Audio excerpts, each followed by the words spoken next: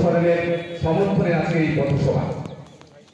আমি সমস্ত মানুষের কাছে জানান দিতে চাইছি, অনুরোধ করছি, আপনারা জানেন সামনে 25 মে যে লোকসভা নির্বাচন ঝাড়গ্রাম লোকসভা কেন্দ্রে, সেই লোকসভা নির্বাচনে কাকে আপনারা ভোটটা দেবেন। আপনারা পরিষ্কার বুঝতে পারছেন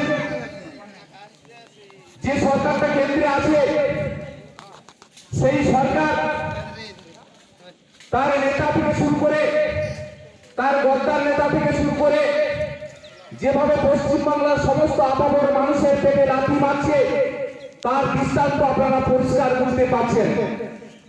2014 সালে এই সরকারটি যখন ক্ষমতায় এসেছিল, ভুরি ভুরি মিথ্যা কথা বলে পশ্চিমবাংলার 2টা থেকে 3টা আসন পেয়েছিল, তখন কিন্তু পশ্চিমবাংলার উপর থাবা বসাতে পারেনি এই বিজেপি সরকার, কেন্দ্রীয় সরকার।